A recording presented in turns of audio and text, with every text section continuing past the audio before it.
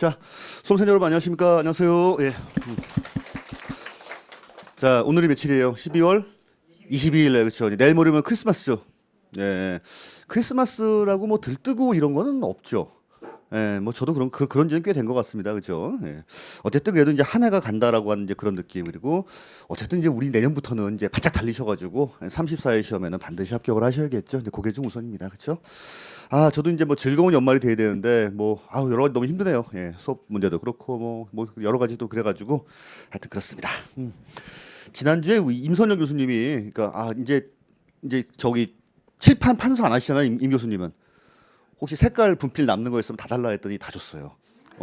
고마우신 분. 그래갖고 이제 요 색깔하고 이 색깔하고를 한 바트씩 이제 여기 뒀더군요. 그래갖고 제가 아이스크림 케이크도 하나 보내주고 이렇게 했었습니다. 그렇죠? 얼마나 훈훈합니까, 그죠? 이것도 임 교수님이 사주신 거고, 그죠? 아, 고마우신 분이에요, 그죠? 자, 이제 지난주에 했던 것들 이제 보도록 하겠습니다. 지난주에 그리고 조금 이제 마음이 걸리긴 하지만은 BTS, 그죠? 예. 좀 많이 걸리나요? 그죠? 예. 전혀 뭐 외모 뜻이 아니라는 거죠. 베스트 텍스 스터디입니다. 자, 우리 이제 지난주에 뭘 했었냐면 양도소득세에 대해서 했습니다. 자, 양도소득이다라고 하는 건 요 5가지가 거의 전부라고 했습니다. 부동산을 사면 취득세, 부동산을 갖고 있으면 재산세, 조금 많이 갖고 있네 종부세. 근데 부동산을 팔았네? 팔아가지고 얼마 얻었니? 얼마 이득을 남겼니? 거기에 대해서 매기는 국세가 양도소득세입니다. 자, 그럼 양도세는 법인이에요? 개인이에요? 개인. 법인이 부동산 팔면 양도세로 과세한다. 법인세로 과세한다. 법인세로 과세합니다. 근데 개인이 파는데 개인도 어쩌다가 한두 번 파는 경우 요런 경우에 양도소득세를 말하는 거지. 아, 이 사람 알고 보니까 업자네. 이런 경우에는 양도세로 신고해요. 종합소득세로 신고해요. 종합소득세. 그렇죠. 이자 배당 사업 근로 연금 기타 합쳐 과세하는 종합소득세로 신고합니다. 결국은 개인이 소득을 얻게 되면 어떤 식으로든 과세하겠다는 거예요. 근데 그거를 뭘로 과세하냐라고 하는 건 소득세법에서 다 정해놨다는 겁니다. 돈이 생겼는데 너 은행에서 이자 받았니? 그럼 이자 소득 이런 식으로 정해놨다는 거예요. 자, 그런데 우리 이제 여기 중요하죠. 그러면은 내 소유의 부동산을 다른 사람한테 넘긴다는 얘기인데 유상으로 무상으로. 유상으로 제일 중요합니다 이게. 소유권의 유상 이전이다라고 보시면 돼요. 소유권을 넘겨주긴 넘겨줬는데 공짜로 줬다. 그런 경우에는 나는 낼 세금이 없고 상대편은 뭡니까? 증여세를 내야 됩니다. 오케이. 자, 그리고 국세다 보니까 어디에다가 주소지 관할 세무서에다가 내가 직접적으로 신고하고 납부합니다. 우리 신고 납부할 때는 예정 신고란 게 있고 확정 신고란 게 물론 이제 오늘 자세히 배울 거지만 그런 거 말씀드린 적 있죠. 확정 신고만 하게 되면 너무 늦게 들어오는 거예요. 그래서 예정 신고다라고 한 제도도 있다 보시면 됩니다. 자, 사업성이 있는 경우에는 무슨 소득세로? 종합소득세로 신고를 하겠습니다.까지 이제 설명을 드렸고요. 자, 그다음 보시면 이제 과세 대상인데 우리 4가지로 구분한다라고 했어요. 여기 전부 다 나와 있는 게 이제 1그룹이다라고 생각하시면 돼요. 부동산과 그에 준하는 자산. 2그룹도 있고 3그룹도 있고 4그룹도 있습니다. 2그룹은 뭐예요? 이거 주식이다라고 하는 게 있었고, 자, 3그룹은 파생 상품이다라고 하는 게 있고, 4그룹 같은 경우에는 신탁의 이익을 받을 권리입니다. 그리고 금융투자소득세, 금투세가 만약에 내년 1월 1일부터 시행된다라고 하면은 이게 그쪽으로 빠지지만 2년 유예될 게 거의 확실하다는 생각입니다. 그래서 아직까지 이렇게 4개로 구분합니다. 4개로 구분하는 목적은 이거는 이것끼리 합산, 주식은 주식끼리 합산, 파생은 파생끼리 합산 이렇게 보시면 돼요. 자, 그리고 부동산이니까 당연히 토지와 건물 그리고 부동산뿐만 아니라 권리가 들어가는데 남의 부동산을 이런 식으로 사용을 할 수 있는 권리가 있고 남의 부동산은 아니지만 부동산 취득할 수 있는 권리가 있습니다. 자, 특히나 임차권 같은 경우에는 반드시 등기되지 않은 등기된 임차권, 그렇죠? 예, 등기된 임차권입니다. 자, 그러면서 우리 이제 지역권 같은 경우에는 과세 대상이에요, 아니에요? 특히 요거 주의하시라고 했어요. 임차권은 반드시 등기된 임차권, 그리고 지역권 같은 경우에는 절대로 과세 대상이 아니다 보시고요. 자, 다음에 이제 기타 자산 쪽으로 보시게 되면 영업권, 이축권, 이것도 이제 권리긴 권리인데 반드시 사업용 자산과 함께란 말이 나와야 돼요. 사업용 자산과 함께 양도한 경우에는 양도소득세를 과세하지만 이게 만약에 별도라는 나도가 나왔다. 자, 이런 경우는 뭘로 과세해요? 그렇죠. 기타 소득이죠. 그렇죠. 예, 기타 소득으로 봐서 종합소득세로 과세합니다. 그래서 요 2가지가 좀 많이 나옵니다. 그다음에는요. 특정 시설물 이용권, 뭐 회원권 같은 거 팔아도 양도세 대상. 그리고 여기 보시는 바와 같이 주식 요것도 주식이지만 주식인데 요걸로 과세하지 않고 이쪽으로 과세하겠다는 거예요. 자, 처음에 나오는 거는 우리 50, 50, 50 요건입니다. 우리 50, 50이 처음 전째 어떤 회사의 자산 구조가 부동산 등이 50% 이상 그리고 과점주주가 팔아야 됩니다. 과점주주면은 지분율이 50% 초과잖아요. 쬐끔쬐끔 파는 게 아니라 50% 이상을 팔아야 됩니다. 요러면은 이게 무슨 주식이냐 실질적으로 부동산 판 거지 요로 과세하겠다. 그리고 부동산 과다 보유 골프장이나 만약에 스키장 등을 운영하는데 부동산 등의 비율이 80% 이상이에요. 자, 얘네들 같은 경우에는 한 주만 양도를 해도 이쪽으로 과세하겠다는 겁니다. 요거 두 개 주식 쪽은 아직까지 시험에 나온 적은 없어요. 근데 아직까지 나온 적이 없는데 난 이게 왜 한 번도 안 나왔을까 사실 좀 그래요. 한 번쯤 건드릴 때가 됐거든요. 이제 계속 보시면 돼요. 얘네들 몰라도 됩니다. 그렇죠? 자, 이렇게 이제 과세 대상인데 그러면 양도라고 했습니다. 자, 양도라고 하는 경우에는 당연히 자, 그 자산을 무상으로 유상으로 사실상 이전하는 거를 말하는데 또 사실상 나왔네. 뭐랑 관계없이 예, 등기등록이랑 관계없이 등기등록과 관계없이 잔금 받으셨어요? 그런 경우에는 양도세 신고해야 됩니다. 자, 그런데 여기 그러면은 우리 양도라고 하는 건 가장 대표적인 거 예, 돈 받고 팔았다. 서로 바꿨다.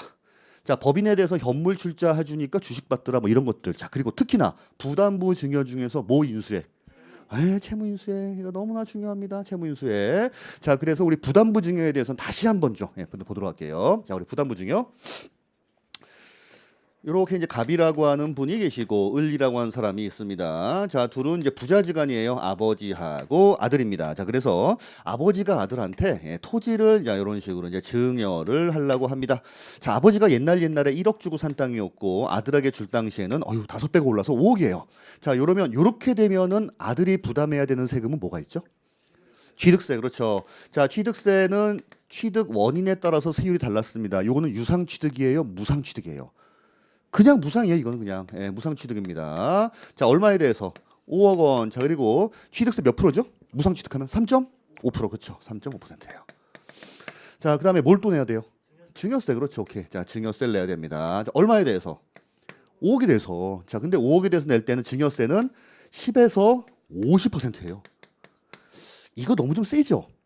저도 개인적으로 요건 너무 세다고 생각해요. 1억 이하 10%, 5억 이하 20%, 10억 이하 30% 이런 식으로 가거든요. 30억이 넘어가면 50%예요. 그러니까 좀 그렇긴 합니다. 자, 이렇게 됐는데 갑자기 아버님이 뭘 했다? 커밍아웃을 했다. 야, 미안하다. 그거 담보로 내가 은행에서 대출을 3억 원을 받았는데 요거를 네가 좀 갚아줬으면 좋겠다. 이런 순간 아들이 내야 될 거는 취득세하고 증여세를 내는 거는 맞지만 이게 금액이 달라집니다. 자, 증여세 5억 원에 대해서 증여세를 냅니까? 아니면 2억에 대해서만 냅니까? 2억 원. 5억짜리 받았지만 3억은 궁극적으로 내가 갚아야 될 거 아니에요. 내가 공짜로 얻은 게 그럼 2억밖에 안 되는 거예요, 사실은. 그러니까 증여세 2억에 대해서 냅니다. 취득세도 두 개로 나눠야 된다라고 했어요. 야, 지금 당장 나가진 않지만은 이게 실질적으로 아버지한테 돈 주고 산 거하고 뭐가 달라? 그래서 3억 원에 대해서 3억은 4%가 될 겁니다. 그리고 무상 취득이라고 하는 거는 이제 2억밖에 안 되는 거죠. 이거에 대해서 증여세 매기는 거니까 3.5%가 돼요. 자, 그런데 우리 항상 유상 취득의 반대표는 뭐라고 했어요? 그렇죠. 양도세. 아버지는 무슨 세금 낸다? 그렇죠. 아버지는 양도소득세를 냅니다. 자, 얼마에 대해서? 3억에 대해서. 그렇죠. 여러분 요거 이해 안 가시는 분 안 계시죠? 이게 이해가 안 가면 1년 내내 괴로워요. 요거는 아버지가 왜 양도세를 내지? 솔직히 괜찮아. 이해 안 되는 분 이렇게 들어보세요. 이렇게. 이해 안 돼요? 이해되죠? 네, 오케이. 이거는 이게 이해가 안 되면 1년 내내 진짜 막 괴로워요. 이거는. 요거는 실질적으로 내가 아버지가 빚이 있었는데 아들한테 넘긴 거하고 똑같다니까. 그러니까 아들한테 3억 받아서 지금 갚은 거하고 똑같은 거예요. 이러니까 양도세가 과세가 됩니다. 나중에 되면 그래서 아버지가 내야 될 양도 차익이 얼마냐 요거를 계산하는 문제가 나옵니다. 기본 과정에 가면 나와요. 지금은 너무 어려워서 좀 그렇고. 오케이. 자, 그다음에 이제 했던 게 뭐냐면 그래 부담부 증여 중요하다라고 했어요. 그래서 원래는 증여자의 채무를 증여자라고 하는 건 아까 아버지였어요. 채무 얼마입니까? 3억 원. 자, 수증자 누굽니까? 아들 인수하는 경우 증여가액 땅값이 5억이었죠. 자, 그중에 채무 얼마예요? 3억에 해당하는 부분 뭘로 보겠다? 양도로 보겠다는 거예요. 그런데 과세관청에서는 부자지간인 경우에는 이거를 믿는다 안 믿는다? 문제는 안 믿는다는 거예요. 어느 아버지가 아들한테 빚을 넘깁니까? 말도 안 된다는 거지. 그리고 요거는 일부 유상거래지만 전체 유상거래도 증여로 추정을 합니다. 그래서 여기 나오는 건 반드시 배우자라든지 자, 아니면은 직계 존비속이에요. 직계 존비속 간에는 간에는 에이 부담부 증여 이거 인수되지 않은 걸로 추정하겠다는 거예요. 하지만 무슨 얘기냐? 정말로 내가 갚은 게 맞다. 이런 경우에 인정할 수 있다라고 생각하시면 됩니다. 그렇죠? 여러분 형제지간은 직계존비 속에 속합니까? 아니죠. 형제지간 아닙니다. 직계존비 속은 아버지, 어머니와 아들 뭐 이게 직계, 할아버지, 할머니 이걸 말하는 거지. 뭐 삼촌, 뭐 형제, 뭐 사촌 이렇게 나오면 안 됩니다. 시험 문제 나오는 건 거기까지만 나왔어요. 삼촌, 형제, 사촌 여기까지만 나왔어요. 이 사람들은 뭐가 아니다. 직계존비 속 아닙니다. 그런 사람들은 그대로 인정을 해요. 자, 다음에 이제 양도의 개념이 그래서 이제 이렇게 나왔는데 요건 이제 저설명으로 가름하겠습니다. 자, 이러이러한 건 양도로 안 봅니다. 환지 처분이나 보류지에 충당했습니다. 그래서 여긴 키워드가 이거라고 했어요. 환지. 처음에 내가 창신동 17번지를 가지고 있었는데 이 동네가 환지 방식으로 개발이 되면서 창신동 19번지를 받아왔습니다. 언뜻 보면 교환이라고 볼 수 있지만 이거 양도로 안 본다라고 말씀드렸어요. 모 또는 뭐가 변경됐다. 지목이나 지번이에요. 항상 요게 나오게 되면은 이게 나옵니다. 지목이나 지번이 변경되었다. 이건 양도로 안 보겠다라고 하는 겁니다. 자, 그래서 만약에 요 19번지를 2022년도에 양도했다라고 하면 취득 시기를 이때로 보는 게 아니라 아예 환지 전 토지의 취득일로 보겠다라고 하는 게 있었고요. 자, 다음에 지적 경계선 변경을 위해서 경계 자체가 되게 지저분하게 이렇게 생겼다는 거예요. 그래서 불편하니까 이렇게 중간 잘라가지고 나누는 거 일부 교환이 될 수도 있거든요. 하지만 이것도 양도로 안 보겠다는 겁니다. 자, 그런데 요거 전체 면적 100분의 얼마? 20 그렇죠. 20. 요 숫자 좀 잘 봐주세요. 법률에 의해서 바꿔야 하고 전체 면적 중에 20% 이하로 떨어져야 되지 뭐 절반을 바꿨다 이런 경우에는 안 됩니다. 이군요. 자, 신탁재산의 이전. 갑이라고 하는 영감님이 가지고 있던 건물을 S신탁으로 옮기는 거. 이게 무슨 놈의 양도냐는 거예요. 취득도 아니었지 않습니까? 자, 이런 경우 양도 아닙니다. 자, 다음에 양도담보 중요하다라고 했어요. 자, 갑영감님이 건물을 담보로 자, 우리 이제 업자분한테 만약에 돈을 5억 원을 빌렸습니다. 근데 요 건물에 소유권을 이전을 해주지만은 자, 여기 양도도 아니다. 아니다. 이때 소유권 이전은 진짜로 파는 게 아니라 뭐를 위한 거예요? 그냥 채권을 담보하기 위한 거지. 이거는 실질적으로 판 게 아닙니다. 하지만 요거 중요하죠. 뭐에 충당했다? 변제에 충당했다. 하여튼 이 문제가 나오게 되면은 요 지문은 언제나 나옵니다. 변제에 충당한 경우에는 뭘로 봐요? 양도로 보겠다라고 하는 거죠. 변제에 충당하면 양도로 봅니다. 자, 배우자 또는 직계존비 속에게 양도한다. 믿는다 안 믿는다? 안 믿는다 안 믿는다. 자, 그래서 뭐 한 걸로 추정해요? 그렇죠. 증여한 걸로 추정합니다. 아이고 아버지가 아파트를 아들한테 돈 받고 팔았대. 에이 뭔 얘기요. 아들한테 준 거지. 지금 당장은 이렇게 돈이지만 나중에 다시 건너가겠지 이렇게 봅니다. 하지만 그 대가를 지출한 사실이 너무나 명확하게 나오네. 이런 경우엔 또 인정할 수가 있을 거예요. 자, 소유권의 환원입니다. 확정 판결에 의해서 다른 사람 명의로 옮겨놨던 거 내 명의로 옮겨오는 거 이게 무슨 양도냐? 아니고요. 원래 팔았지만 이거는 원인 무효다라고 소송을 걸어서 내가 다시 갖고 왔어요. 그래서 소유권의 환원 요 두 가지 케이스에는 양도로 보질 않습니다. 자, 공유물의 분할입니다. 그래서 똑같이 2분의 1씩 갖고 있는 사람이 그대로 나누는 거는 양도가 아니지만 갖고 오면서 형이 이만큼 받아오고 동생은 이만큼밖에 안 다 받아왔어요. 그래서 자, 형 입장에서는 요만큼을 만약에 동생한테 돈 주고 샀다. 이런 경우에는 뭐가 될 수 있다? 양도가 될 수 있겠다라고 하는 거죠. 맞죠? 네. 확실히 그 한도가 제가 보기엔 10분이에요. 10분. 10분 정도가 되면 집중력이 많이 떨어지시는 것 같아요. 본인도 스스로 느끼시죠? 그런 것 같아요. 그렇죠? 이 시점에서 뭔가 재밌는 얘기 해야 되는데 요즘 제가 재미가 없어요. 그래갖고 뭘 해야 될까 싶습니다. 하여튼 이제 월드컵 끝났죠. 네, 월드컵도 딱히 관심이 없었죠. 근데 정말 아르헨티나가 우승할 줄 몰랐습니다. 당연히 프랑스라고 생각을 했는데 대박이에요. 하여튼 그렇죠. 자, 그다음에 이제 기타 양도로 보지 않는 경우입니다. 이혼 시의 재산 분할. 여러분 이제 반대되는 건 뭐 있어요? 이혼 시의 위자료입니다. 자, 위자료로 지급하는 건 양도가 될 수 있나요? 오케이. 이혼하는 과정에서 내가 가지고 있는 건물 2개 중에서 하나를 위자료로 준다. 그럼 난 양도세를 내야 돼요. 근데 재산분할로 떼어준다 이러면요. 그렇죠. 그럴 필요가 없겠죠. 자, 그다음에 공매 경매로 소유권 이전하는 경우에는 양도로 보지만 이걸 내가 재취득을 했다. 요거 양도로 안 보겠습니다. 그래서 이렇게 8가지 정도가 나오는데 이거는 시험 문제 많이 나오는 것 중에 한 가지입니다. 5가지 지문으로 많이 나오니까 얘 좀 잘 봐주세요. 에듀윌 유료 회원만의 남다른 서비스.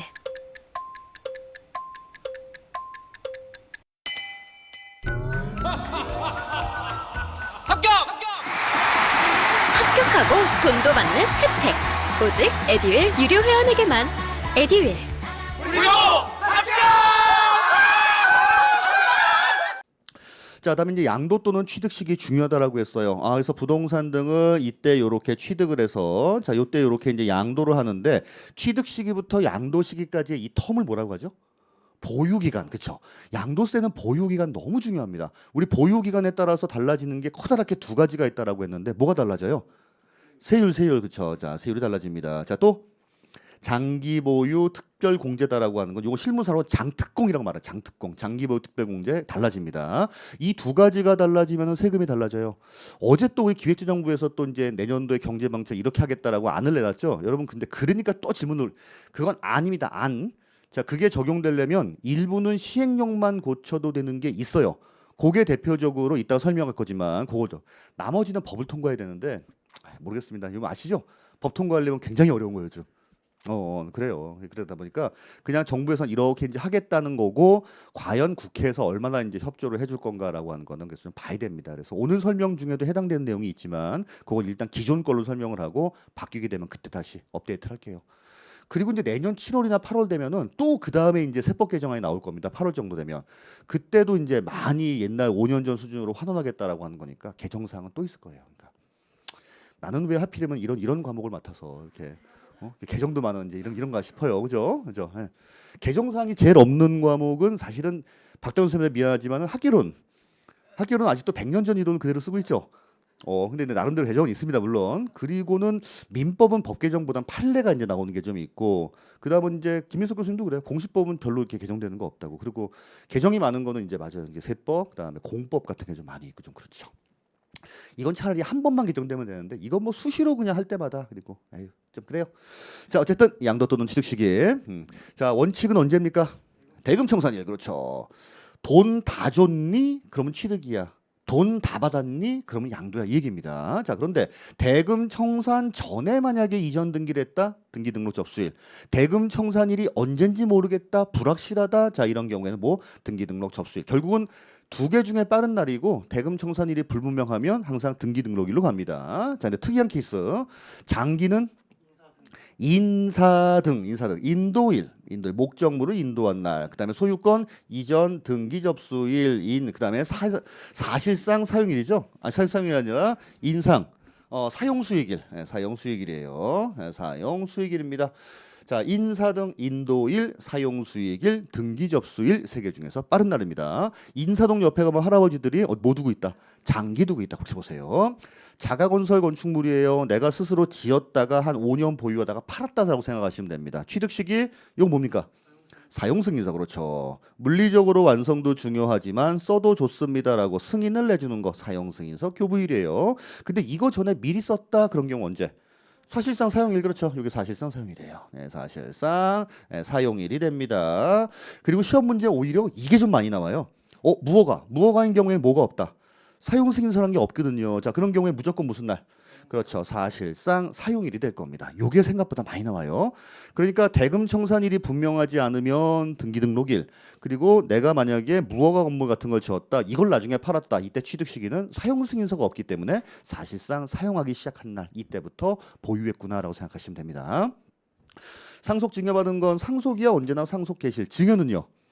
증여를 받은 날이에요. 그래서 요거는 법령에 나와 있는 게 자, 증여를 받은 날이라고 나와 있기 때문에 자, 요걸 보셔야 되는데 우리 부동산 같은 경우에는 증여를 받은 날을 언제로 봅니까? 등기 등록일에 사실. 부동산 같은 경우에는 요거는 등기 등록일로 갑니다. 그래서 아버지한테 증여받은 다음에 10년 보유했다가 팔면은 취득 시기는 거기 그 소유권 이전 등기일 있죠. 그날부터 이번에 양도한 날까지 그렇게 계산을 해요. 그렇게. 참 이게 뭐라고 그죠? 이름이 뭐라고 하는데 시험에도 많이 나오고 실무상으로는 보유기간 되게 중요해요, 진짜. 별 상관이 없는 경우도 있지만 그거 며칠 차이로 요게 이제 장특공이 연말이나 요때쯤 되게 되면 되게 많이 달라지는 경우가 있겠죠. 자, 점유시효 취득입니다. 자, 요건 등기 등록일 아니면 점유 개시일. 점유를 개시한 날, 그렇죠? 점유 개시한 날, 점유 개시일, 점유 개시일. 자, 다음에 이제 수용입니다. 자, 수용. 일반적으로 대금을 청산한 일반적으로 똑같아요. 소유권 이전 등기 접수일. 근데 요것만 있게 되면 대금 청산이 안 된다라고 하는 겁니다. 자, 그래서 뭐가 들어가요? 수용 매우 중요합니다. 자, 수용 개시일. 수용 개시일. 근데 가끔 수용되는 경우에 취득 시기를 언제로 해요? 그러면 또 무조건 수용 개시라고 말씀하는 분이 있습니다. 그거 아니에요. 세 개 중에 빠른 날입니다. 무조건 수용 개시는 아니에요. 그건 특히 주의하시고. 자, 하지만 소유권에 대한 소송으로 보상금이 공탁됐습니다. 공탁일이에요? 소송 판결 확정일이에요? 소송 판결 확정일 적혀 쓰시고. 자, 소송 판결 확정일입니다. 네, 소송 판결 확정일이에요. 여러분 기본 과정에 가게 되면요, 요거 복습을요 여러분한테 나눠드릴 거예요. 이게 괄호로 돼 있는 거를 내드릴 겁니다. 그러니까 판수했던 내용들을. 그래서 그거는 이제 뭐 미리 좀 풀어보시고 하시면 좋죠. 좋아요? 오케이, 그렇게 하세요. 지금 이렇게 쓰니까 졸린 거예요? 아, 그건 아니고요. 근데 졸려 하신다니까. 또 10분 지났어. 또 10분 지나니까 또 다시 이제 또 희미해져요. 또 이게 그죠? 그래요. 자, 다음에 이제 대금 청산 이후에 확정됐습니다. 안타까운 케이스라고 했죠. 아파트 분양받았는데 2017년도에 대금을 청산을 했는데 정작 완성된 건 2021년도에 완성되고 꼴도 보기 싫어서 1년 만에 바로 그냥 양도를 해버린 케이스입니다. 양도는 2022년도에 했지만은 내가 돈 주고 산 건 대금 청산이라니야. 목적물 완성이 안 됐는데 이게 무슨 의미가 있냐. 그래서 1년 보유하고 판 걸로 보겠다라고 하는 겁니다. 요거 보시고. 자, 다음에 환지 처분으로 취득한 토지. 자, 아까 뭐라고 했나요? 17번지를 주고 19번지를 받아왔다 하더라도 이 사이에는 아무것도 없는 걸로 보겠다. 그래서 요때 팔게 되면 이때입니다. 환지 전 토지의 취득일. 그러나 시험 문제는 얘가 많이 나와요. 권리 면적의 증감이 발생을 했습니다. 자, 그러면은 증가되면 일부 취득, 감소되면 일부 양도가 될 겁니다. 자, 이때는 언제예요? 환지 처분 공고일 아니면 그 다음 날. 다음 날. 그렇죠. 이때는 환지 처분 공고일의 다음 날입니다. 환지 처분 공고일의 다음 날이 될 겁니다. 포인트는 다음 날이죠. 오답으로 나오게 되면 되게 환지 처분 공고일도 많이 나옵니다. 자, 그다음에 취득 시기가 분명하지 않은 건 먼저 취득한 걸 먼저 양도한 걸로 보겠다. 그다음에 무효 당초 취득일에 취득한 걸로 보겠다. 가볍게 좀 보시면 될 것 같고요. 자, 그다음에 이제 의제 취득 시기. 이거 중요하죠. 1984년도 12월 31일 이전에 취득하면 언제? 1985년도 1월 1일 날 취득한 걸로 보겠다. 요것도 많이 나와요. 옛날에 오답으로는 86년이라고 나온 적이 있다라고 했습니다. 유치하게. 그렇죠? 어쨌든 85년도 1월 1일. 자, 그다음에 이제 비과세 보겠습니다. 두 가지는 시험에 나오고 두 가지는 안 나온다라고 했어요. 자, 먼저 파산 선고에 의해서 처분되는 소득입니다. 자, 이런 경우에는 불쌍하니까 안 된다. 자, 농지의 교환 중요하죠. 농지의 교환이라고 하는 거는 면적 차이가 중요한 게 아니라고 합니다. 그렇죠? 뭐가 중요해요? 가액의 차이. 그렇죠? 토지의 가액의 차이가. 자, 큰 편의 몇 분의 1이야? 4분의 1이 합니다. 자, 요게 오답으로는 3분의 1이라고 나온 적이 있어요. 그러니까 어차피 가격 차이가 크게 나지 않으면 양도 차익이 별로 없을 거 아니에요. 그러니까 과세관청에선 농지의 교환이니까 그냥 비과세 해주세요라고 하는 겁니다. 근데 무조건 요것만 해결된다고 되는 게 아니라 요 요건을 갖춰야 돼요. 국가 등이란 말이 나와야 됩니다. 하여튼 국가 등이란 말이 나오게 되면 무조건 이제 비과세라고 생각하시면 되죠. 그리고 법률입니다. 근데 이제 3번이 제일 많아요. 두 영감님 간의 경작상 필요에 의해서 바꿉니다. 하지만 교환한 다음에 바로 홀랑 농사 안 지으면 비과세 해주는 이유가 없겠죠. 그래서 최소한 몇 년 이상 농사 지어야 돼요? 3년 이상 농사를 지어야 됩니다. 그래서 요거 사후 관리하는 케이스가 또 몇 가지가 있어요. 이거 말고도 여러분 농지의 대토라고도 있습니다. 우리 시험엔 잘 안 나오는데 내가 농사를 짓다가 갑자기 우리 집에 수용된 거예요. 우리 땅이. 그러면은 나는 8년 이상 농사 지으면 양도세가 감면되는데 어떻게 해요? 딴 거 비슷한 거 사서 일단 비과세 해드릴 테니까 남은 기간 채우면 이거 감면해 드릴게요라고 하는 그런 규정도 있습니다. 자, 그다음에 이제 1세대 1주택 비과세 너무 중요하다라고 했습니다. 자, 이제 주택이라고 하는 건 건물 말을 말하지만 비과세 해줄 때는 부수 토지까지 포함해서 비과세 해줍니다. 그래서 양도일 현재 자 중요한 거 국내에 가끔 이거 물어본다라고 했죠. 국내엔 집은 없는데 외국에 집이 있대요. 이거 팔면 비과세입니까? 안 된다라고 했어. 외국에 있는 집은 집이 아니에요. 그냥 상가 건물이에요. 자, 1주택을 보유하고 있는 경우로서 보유 기간 몇 년 이상? 주십시오. 가끔 이거 몇 년이에요? 물어보면 3년이라고 대답하는 분이 있어요. 아니에요. 2년. 하지만 취득 당시에 조정 대상 지역이다 이러면 보유 기간 중에 몇 년 이상 살아야 돼요. 또 2년 이상 거주까지를 해야 됩니다. 이것도 많이 물어봐요. 스트레이트로 2년 살아야 되냐? 그럴 필요 없고요. 잘라 한다 하더라도 합쳐서 2년 이상만 되면 됩니다. 이건요. 자, 다음에 1세대 요거는 가볍게 한번 읽어보시고 요거 주의하세요. 우리 법률상 이혼하게 되면 원래 각각 독립세대를 구성하죠. 근데 법적으로만 이혼하고 같이 살고 있다. 이러면 독립세대예요. 이런 케이스가 많다라고 했습니다. 자, 다음에 이제 해당 나이가 몇 살 이상에 30세 이상인 경우 아니면 요런 경우에는 단독 세대를 구성할 수 있다는 거 좀 보시고 중요한 거는 이제 주택이 중요하니까 사실상 뭘로 쓰고 있는 주거용으로 쓰고 있는 사실은 건물을 말합니다. 주택이라고 하는 건. 근데 에이, 건물만 파는 사람이 어딨냐? 땅까지 비과세해 줄게. 자, 근데 부수토지는 자, 몇 배인지 알아야 됩니다. 먼저 도시지역 내냐, 도시지역 바퀴냐를 아셔야 돼요. 도시지역 바퀴면 몇 배였죠? 10배. 그렇죠. 도시지역 바퀴는 10배. 근데 도시지역 아닌 경우에는 3배 내지는 5배였어요. 뭐가 3배? 그렇죠. 수도권 내에 주상공 3배. 나머지는 5배. 5배. 그리고 요거 녹지 좀 잘 보세요. 제가 이제 출제위원이면 요 녹지를 한번 낼 것 같긴 합니다. 도시지역 내에 있으면서 녹지 지역이다 이러면 도시지역 내 3배 아니야? 아니요. 5배예요. 주상공만 3배. 자, 그다음에 다가구 주택인 경우에는 원칙적으로는 각각 1주택으로 보지만 이것도 중요한 키워드라고 했습니다. 뭘로 양도한 경우에 하나의 매매 단위. 그렇죠. 자, 하나의 매매 단위로 하여 자, 이거 중요합니다. 하나의 매매 단위로 양도하는 경우에는 전체를 1주택으로 봐서 1주택 봅니다. 대개 그럼 다가구인 경우에는 그 집에 한 집에 내가 살고 있고 나머지는 세 주는 경우가 많죠. 그래서 그거 전체 양도가액이 만약에 11억 5천만 원이다. 이런 비과세 해주겠다는 거예요. 전부 다. 오케이. 자, 우리 겸용 고가주택이 아닌 경우 양도가액이 12억 원 이하인 경우입니다. 고가주택인 경우 양도가액이 12억을 초과하는 경우에요. 그래서 요거는요 조금 복잡하게 나와 있지만 12억이 안 된다 그러면 주택에 대한 면적이 주택 외보다 조금이라도 크다 그런 경우에는 전체를 그냥 주택으로 보겠다는 거고 같거나 적다 이런 경우엔 주택 만주택으로 봅니다. 자, 이건 또 각각의 용도로 보는 거죠. 요거 설명드렸죠. 요 부분은 조금 좀 어려워할 수가 있습니다. 근데 출제위원이 과연 이것도 아까 그 3배, 5배, 10배 하고 요게 2022년도 올해 1월부터 시행된 내용이거든요. 그래서 요것도 내년도 시험에는 한 번쯤 나올 가능성이 있지 않을까 생각이 듭니다. 또 자, 다음에 2년 이상 보유합니다. 자, 그리고 이것도 아까 우리 취득 당시에 이제 조정 대상 지역, 그렇죠? 조정 대상 지역은 2년 이상 거주를 해야 되고요. 이거 똑같은 말이니까 그냥 넘어갈게요. 이거는요. 자, 그다음에 보유기간, 거주기간 계산이라고 하는 거, 보유기간은 취득일부터 양도일까지 됐고 아까 설명했던 거고, 거주기간은 주민등록 등본의 전일부터 전출일까지입니다. 근데 이거 다 안 따지고 비과세해 주는 케이스, 이건 시험에 매우 많이 나온다라고 했습니다. 자, 니은 먼저 볼게요. 우리 집이 뭐 됐다? 수용됐다. 그렇죠. 협의 매수나 수용되는 경우에는 안 따지고 비과세 해줍니다. 그리고 두 번째는 민간건설 임대주택, 공공건설 임대주택, 공공매입 임대주택, 임대주택이에요. 처음에 언제부터? 임차일부터. 그렇죠. 자, 임차일부터는 우리 집이 아니었죠. 그런데 양도일까지 어쨌든 요걸 못 채웠다 하더라도 세대 전원이 거주한 기간이 몇 년 이상인 경우 5년 이상인 경우 잘 봐주시고, 자, 요때는 안 따지고 비과세 해줍니다. 또 해외 이주나 1년 이상 계속해서 국내 거주를 요구하는 경우 이때는 출국일로부터 몇 년 내에 2년 내에. 그렇죠. 숫자가 나오는 거 잘 보셔야 돼요. 또 몇 년 이상 거주한 주택을 1년 이상 거주한 주택을 내가 한 1년 6개월 정도 살았는데 갑자기 내가 부산 지점으로 발령났다든지 이렇게 부득이한 경우가 있습니다. 요 부득이한 경우에 독특한 게 학폭이 여기 들어가요. 학폭.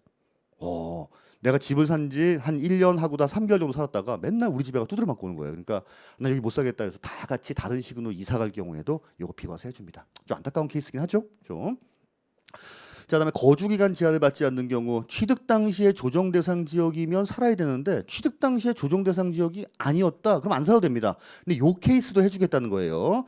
자, 요렇게 이 당시에 계약금을 걸었고, 자, 그리고 요 때는 이제 저기 마지막 잔금을 치렀는데 하필이면 이 시점에서 조정 대상 지역으로 묶이게 되면은 잔금 대금 청산 당시에는 조정 대상 지역이 맞지만 야, 이 당시에 내가 그럼 조정 대상 지역인지 모르고 산 거 아니냐. 요 때도 봐주겠다라고 하는 거예요. 그래서 요 문구도 조금 더 잘 보셔야 됩니다.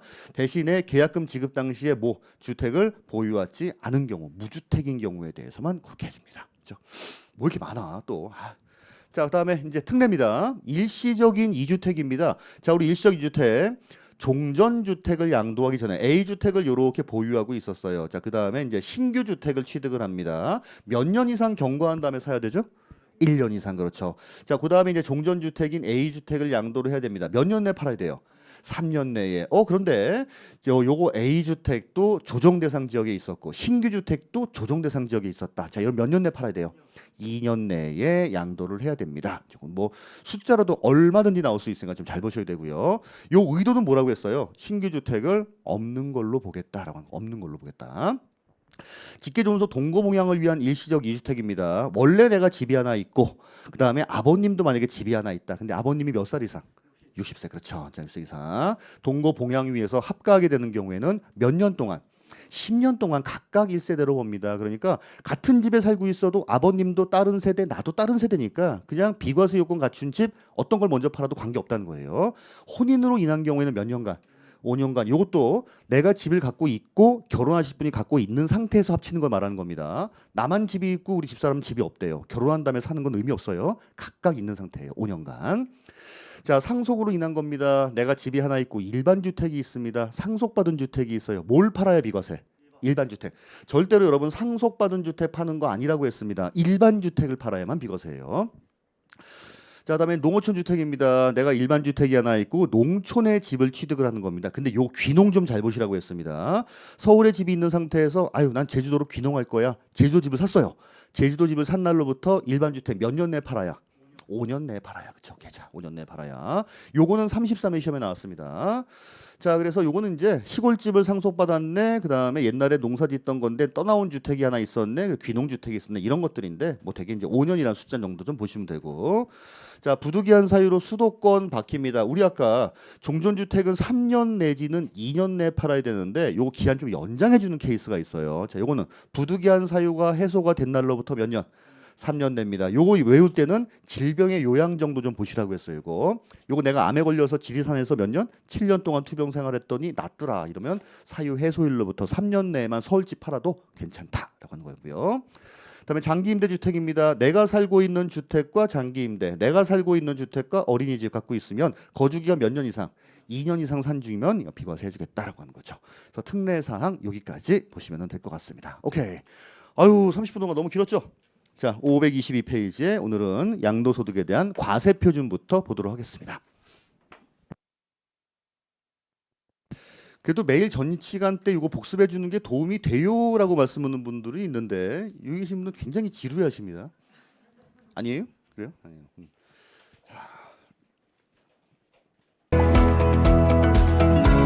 직장 다니면서 시험 합격하기가 쉽지 않아요. 혼자 공부하면 물어볼 데도 없고 에듀윌 유료 회원은 평일 야간에도 심지어 주말에도 밀착 관리를 해주니까 의지가 많이 됐어요. 에듀윌은 합격의 지름길입니다.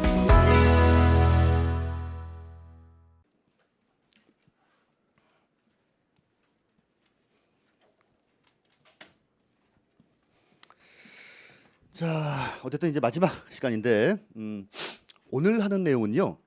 진짜 사실은 어렵게 하려고 하면은 얼마든지 어려운 파트가 오늘 마지막 파트예요. 근데 이제 아무래도 기초 과정이다 보니까 이제 가볍게 요런 틀 정도만 알아두세요 정도 보시면 될 것 같습니다. 됐나요? 자, 이제 처음에 보면은 522페이지에 뜨겁한 게 나옵니다. 이거 웬 계산 구조가 뭐 이러냐, 그렇죠? 이 계산 구조를 전부 다 아실 필요식은 없고 어디까지만 아시면 되냐면 산출세까지만 아시면 돼요. 중간에 과세표준 곱하기 세율 있죠? 여기까지만 알아두시면 됩니다. 자, 먼저 양도세 계산 구조 보겠습니다. 부동산을 팔게 되면은 어쨌든 간에 주소지 관할 세무서에 신고해야 됩니다. 근데 신고할 때는요. 내가 스스로 계산해서 신고해야 돼요. 자, 계산 구조. 먼저 양도가액에서 출발합니다. 양도가액에서 출발해요.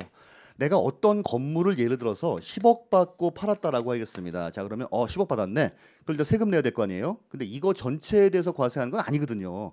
아닌 말로 10억에 사서 10억에 팔아요. 이런 경우에는 낼 세금이 있다 없다? 없습니다. 15억에 사서 10억에 팔았다 이러면요. 더 없죠. 가슴이 쓰리죠. 미쳐버리는 거지. 그렇죠? 어쨌든 이거 10억. 그러면 차익을 구하려면 여기서 뭘 빼냐면 자, 필요 경비를 빼줍니다. 야, 네가 부동산 팔아서 10억을 남겼는데 거기에 대해서 경비 들어간 게 뭐 있니? 경비라고 하는 거는 이거 내가 취득할 때 5억 주고 샀는데요. 오케이. 자, 취득가액을 빼줘요. 네, 취득가액을 빼줍니다. 이게 한 5억이라고 할게요. 취득가액. 오케이. 그 다음에 당신 옛날에 그 산 게 한 10년 전 되죠. 그쵸? 10년 전에 5억 주고 사서 이번에 10억 팔았는데 이 부동산에 대해서 또 지출한 거 없어? 라고 한 거다. 지출한 거 있죠. 뭐 있는데? 내가 전구도 한 1,000만 원씩 하라고 페인트 칠도 엄청나게 많이 했어요. 이건 안 됩니다. 이거 왜 그러냐면 얘는 현상 유지하는 데 있어서 일단 수선비라고 생각하시면 돼요.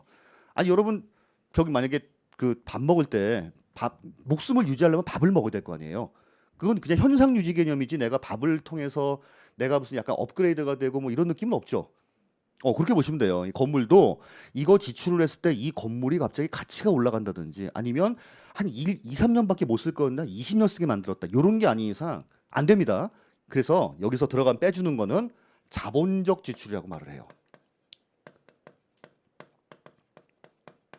자, 요거와 반대되는 거는 수익적 지출입니다. 수익적 지출이라고 하는 거는 그냥 비용, 그냥 말 그대로 비용, 쓰고 없어지는 거. 자본은요, 지출을 했는데 뭔가 나한테 득이 되는 거예요. 자, 우리 여러분 쌍꺼풀 수술이나 코를 세웠어요. 이때 들어간 수술비는 수익적 지출, 자본적 지출. 자본적 지출, 그렇죠, 자본적 지출. 근데 그냥 밥 먹고 없어지는 거. 수익적 지출. 자, 그럼 여기에 대표적인 게 뭐냐면 엘리베이터가 없던 건물에 엘리베이터를 설치했다든지 아니면 대대적으로 리모델링 공사를 했다든지 이런 것들은 자본적 지출이에요. 그래서 5억 주고 산 건물에 한 2년 정도 지나서 리모델링을 했다. 아니면 엘리베이터 설치했다. 이런 것들은 양도세 때 빼주겠다는 겁니다. 이해하시죠? 그럼 요게 만약에 한 2억쯤 들어갔다라고 하겠어요. 그럼 실질적으로 건물가액이 7억이라는 거예요. 취득할 때. 처음에 살 때 5억 원에다가 내가 돈 들여 고친 게 2억이니까 이거는 7억짜리 건물이지. 이해하세요? 오케이. 현상 유지 개념인 경우에는 요거 안 빼줍니다. 자본적 지출만 빼줘요. 근데 이 자본적 지출이라고 하는 걸 단어를 좀 알고 있어야겠죠. 자본적 지출에 딱 붙진 않을 거예요. 근데 그리고 여기에 대한 개념은 뭐다? 가치가 올라갔다든지 아니면은 내용 연수라고 말합니다. 자, 연수가 올라갔다든지 요 두 개 중에 하나예요. 두 개 중에 하나. 자, 그리고 이번에 이 건물 팔 때 만약에 중개 수수료를 한 2천만 원 지급을 했다. 요것도 빼줍니다. 그래서 요걸 뭐라고 하냐면 양도 비용이라고 해요. 양도 비용을 빼줍니다. 자, 결국은 살 때 들어간 거 보유하고 있는 기간 동안에 지출한 거긴 지출한 거지만은 현상 유지 말고 좀 굵직하게 이게 건물이 이렇게 올라가는 것들 이런 것들에 대해서는 빼주고 이번에 양도할 때 들어간 거 빼주고 다 빼주겠다는 거예요. 그죠? 자, 그래서 요것도 취자양 이렇게 외우시는 분도 있어요. 취자양. 취득가액, 자본적 지출, 양도 비용, 취자양. 약간 중국음식 이름 같은데 취자양 입니다. 취자양. 여기까지 빼면 양도 차익이에요. 오케이. 자, 양도 차익입니다. 그러면 이 10억에 팔았는데 이거 필요경비 다 해보니까 11억이에요. 그럼 양도차익, 양도차손. 그때 양도차손이죠. 남는 거는 차익, 만약에 손실 났다, 양도차손입니다. 그럼 양도차손이 발생하게 되면은 요거는 그럼 양도세 신고 안 해도 되죠. 그거 아닙니다. 해야 됩니다. 내가 손해보고 팔았다라고 하는 걸 신고해야 할 수 있지 요거를 신고 안 하게 되면 몰라요. 그러니까 양도차손이든 양도차익이 없든 간에 무조건 신고해야 됩니다. 무조건 신고해야 돼요. 아시겠죠? 오케이, 됐습니다. 자, 여기까지 됐고 자, 그 다음에 요렇게 빼고 나니까 제가 보기엔 이제 3억이 남은 거죠. 자, 3억. 어떤 사람은 1년 만에 3억을 남겼네. 대박. 어떤 사람은 20년 보유하고 3억을 남겼네. 이건 남은 거예요? 20년 동안 3억이면 남은 것도 아니에요. 그렇죠? 근데 똑같은 세금 매기겠다. 이러면 안 되거든요. 자, 그래서 오케이. 오래 보유하고 있으면 요 양도 차익의 몇 %만큼을 내가 그냥 빼줄게라고 하는 거예요. 이해가죠? 자, 그걸 뭐라고 한다? 장기 보유 특별공제라고 합니다. 자, 그래서 오랫동안 가지고 있으면 특별하게 공제를 해드릴게요라고 하는 거예요. 자, 오랫동안 갖고 있으면 특별하게 공제해드릴게. 몇 퍼센트긴 예를 들어서 양도차익이 3억 원이었다. 근데 요 공제율을 계산하니까 만약에 뭐 한 15%였다. 15%는 안 나오지. 요거는 뭐 예를 들어서 30%였다. 자, 요러면은 3억에 30% 얼마예요? 3, 3은 9, 9천만 원만큼 빼주겠다는 거예요. 9천만 원. 그러면 2억 1천이 되겠죠. 자, 요걸 뭐라고 하냐면 양도소득금액이라고 합니다. 여러분 이제부터는요 양도소득금액 세법에서 요렇게 소득금액이란 말이 나오게 되면 요건 순이익이라고 생각하시면 돼요. 아, 양도를 통해서 남긴 순이익이구나. 요게 세법상 순이익은 소득금액이다 이렇게 말하면 돼요. 세법상 순이익은 소득금액이에요. 그럼 언뜻 생각하면 요거 양도 차익이 순이익 같지만 아니야. 똑같이 3억을 남겨도 보유 기간에 따라서 공제해 주는 게 다르기 때문에 여기까지 빼야만 순이익입니다. 여기까지 빼야만. 그럼 아까 3억에서 30% 빼게 되면 2억 1천이잖아요. 2억 1천만 원만큼이 양도소득 금액이 되는 거예요. 여러분 혹시 은행에서 대출 받으신 분 대출 받을 때는 소득금액 증명 떼와라 이런 말 들은 적 있잖아요. 소득금액 증명. 그 소득금액이 요걸 말하는 거예요. 그러니까 예를 들어서 내가 연봉을 1억만큼 받았어요. 1억. 근데 이것도 연봉이라고 하는 건 총 급여를 말하는 거거든요. 소득금액 증명은 이 금액이 안 나와요. 여기서 경비 빼고 경비를 한 7천만 원 정도 빼서 순수하게 남은 금액이 3천이다. 자, 여러분 이게 근로소득금액이라고 합니다. 이 금액만 나와. 이 금액만. 내가 장사를 해요. 매출액이 1억인데 경비 뺀 게 7천이에요. 사업소득 금액이에요. 소득 금액이 요것만. 그러니까 항상 양도를 통해서 진정하게 남긴 금액 소득 금액이라고 생각하시면 됩니다. 앞으로 1년 동안 소득 금액이란 말이 나오게 되면 뭐다 이건? 세법상 순이익이다. 경비 다 빼고 순수하게 남은 금액이다라고 생각하시면 돼요. 그렇죠? 다 왔어요. 한 개만 더 빼면 돼 이제. 어려워 그치 벌써 막 토할라 그래. 예. 아니 근데 이거는 논리적으로 생각하면 맞잖아요. 어떤 건물을 내가 10억 받고 팔았는데 거기서 뭐를 뺄까라고 하는 건데 이거 많이 빼주면 빼줄수록 좋은 겁니다. 자, 내가 취득했을 때 금액 당연히 뺄 거고 내가 보유할 때 엘리베이터 설치한 거 당연히 빼줄 거고 그다음에 이번에 중개수수료 준 거 빼줄 거고 그렇게 해서 3억을 남겼는데 저 옆집 사람은 1년 만에 3억 남겼고 나는 20년 만에 3억 남겼는데 똑같으면 안 되잖아. 그래서 오래 보유하고 있으면 여기 몇 프로만큼 빼주겠다. 여기까지야 이거. 그다음에 이제 과세표준 구하려면은 세액에서 빼면 세액공제, 소득금액에서 빼면 소득공제예요. 이해하시죠? 소득금액에서 빼면 소득공제입니다. 세액에서 빼면 세액공제예요. 우리 세액공제가 나온 적이 한 번 있는데, 자 선생님 앞에 세액공제 한번 나온 적이 있어. 졸려 지금 눈이, 그죠? 자 세액공제 언제 나왔어요? 참고로 양도세 때 안 나왔습니다. 어느 세목 할 때 세액공제란 말이 나온 적이 한 번 있어요. 이제. 참고로 종자로 시작합니다. 응? 종부세 때, 그렇죠? 종부세 때 언제? 1세대 1주택 단독 소유인 경우에는 연령에 따른 세액공제, 보유기간에 따른 세액공제 나왔잖아요. 그죠? 네, 그래요. 자, 소득금액입니다. 그러면 여기서 빼는 거는 그래. 소득금액에서 빼니까 소득공제니까 그럼 이름이 양도소득공제예요? 자, 이제 근데 양도소득공제가 맞지만 요 중에 단어 하나가 더 들어가요. 자, 무슨 공제? 그렇죠. 양도소득에 대한 기본공제입니다. 근데 기본적인 틀은 뭐예요? 양도소득 공제입니다. 소득금액에서 빼니까. 그렇죠? 많이 빼줍니까? 아니요. 꼴랑 1년에 250만 원 빼줍니다. 250만 원. 그냥 동일한 금액이에요. 그러면 우리나라 세법은 참 250만 원이라는 숫자를 참 좋아하죠. 나 왜 그런지 모르겠어. 그래서 요게 왜 250이었다라고 하는 걸 옛날에 한번 들은 적이 있는데 기억이 안 나요. 이게. 근데 요거 정해진 지가 꽤 오래됐어. 꽤 오래. 이거는 제가 보기엔 좀 올려도 될 것 같습니다. 자, 여기까지 하고 나면은 이제 과세표준이 되고, 과표 나왔네. 자, 그럼 뭐가 되겠습니까? 세율이 되겠죠. 과표에서 세율 구하게 되면 이제 산출세액이 될 거예요. 자, 그러면 세액이 나왔으니까 그다음 못 빼겠어요.